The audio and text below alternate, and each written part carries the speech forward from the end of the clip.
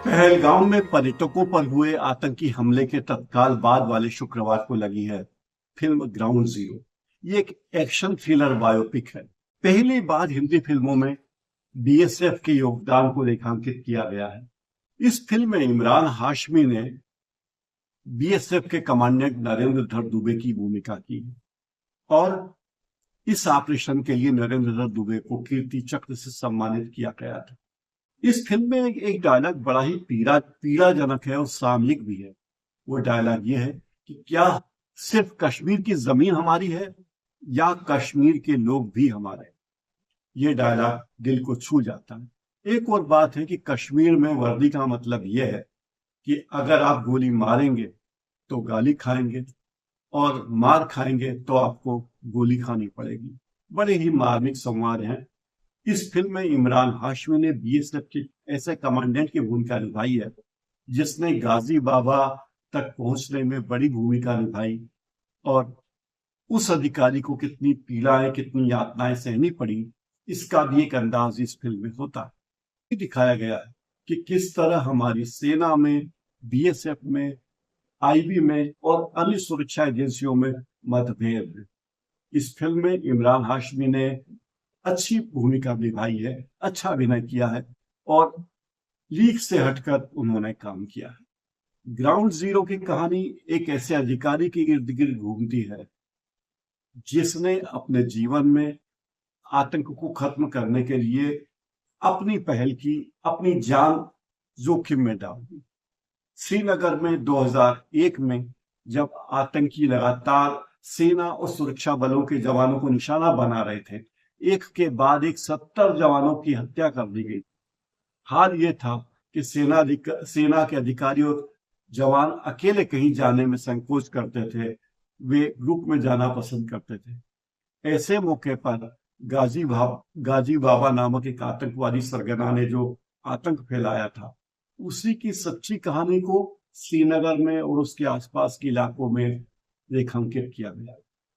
ये गाजी बाबा के खात्मे और आतंकी संगठन जैश ए मोहम्मद के ढांचे को कमजोर करने की प्रक्रिया को ये फिल्म बताती है कि कैसे आतंकी संगठन के ढांचे को कमजोर किया गया, किस तरह स्थानीय लोगों ने मदद की, किस तरह स्थानीय लोगों ने बलिदान दिए, उनकी भागीदारी को भी इस फिल्म में दिखाया गया।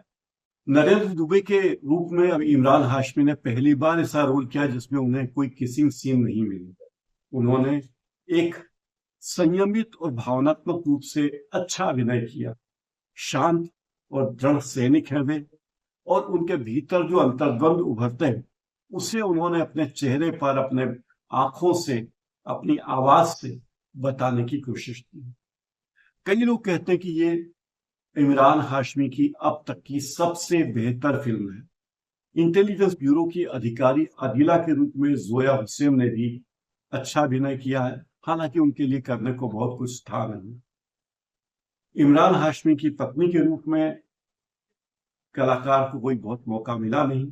मुकेश तिवारी जरूर बीएसएफ के अधिकारी के रूप में उन्हें रोल बड़ा मिला, लेकिन वे उतना प्रभाव नहीं छोड़ पाए जिसकी अपेक्षा थी।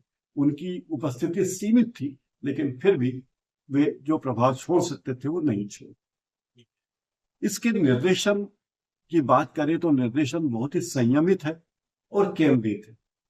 इस फिल्म में कश्मीर की खूबसूरती को भी बहुत अच्छे से दिखाया गया है और आपकी इच्छा होगी कि कश्मीर जरूर घूमने जाए। कश्मीर की वादियां, डल झील में शिकारे, वहाँ की नौकाएं, वहाँ जो एक्शन दिखाए गए हैं और जो कुछ हवाई दृश्य भी दिखाए गए हैं वे बहुत प्रभावशाली हैं।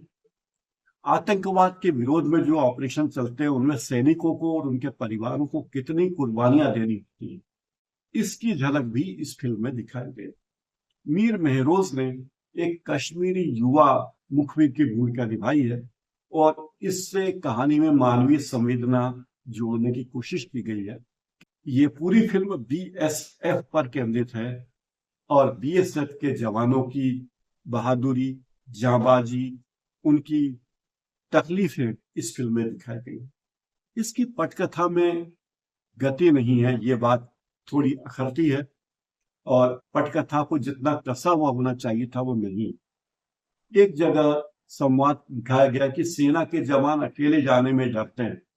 इस तरह के संवाद पता नहीं कैसे लिखे गए और क्यों लिखे गए और उसका उद्देश्य क्या, ये कहानी के प्रवाह को रोकते हैं।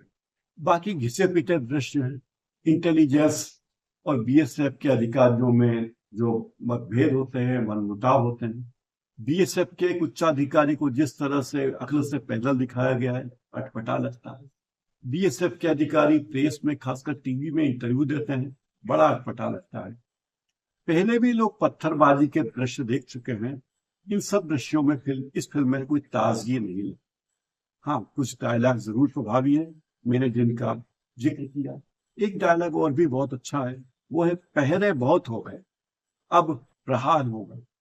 यानी सैनिक बलों और अर्धसैनिक बलों का काम पहरेदारी करना है, वे प्रहार नहीं करते, वे ढाल बने रहते हैं।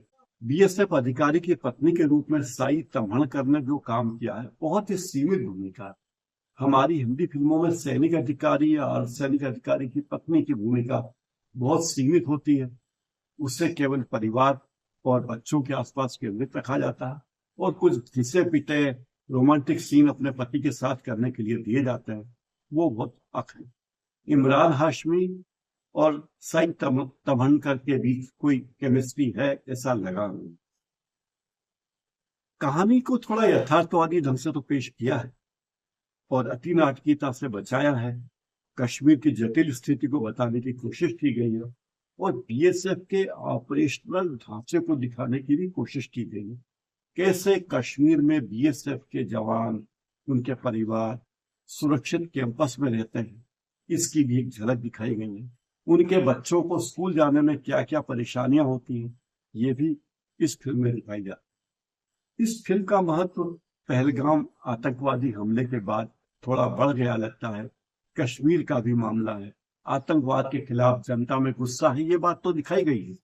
लेकिन ये बताया गया कि कश्मीर के लोग जिस तरह आतंकवाद को समर्थन दे रहे हैं, खुद आतंकवाद की जद में, वो बहुत चिंतनीय है और अच्छी तरह दिखाया है।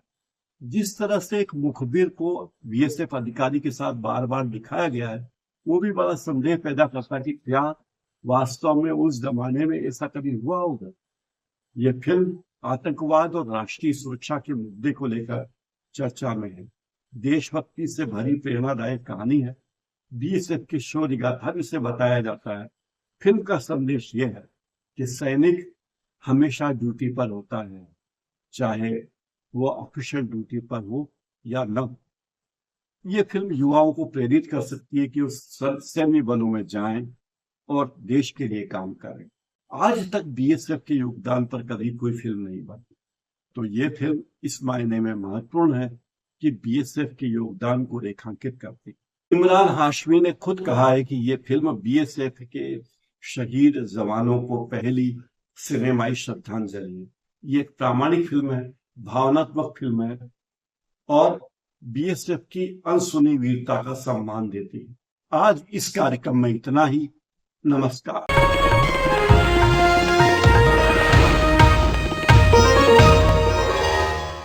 Copyright disclaimer under Section 107 of the Copyright Act 1976. Allowance is made for fair use for purposes such as criticism, comment, news reporting, scholarship, and research.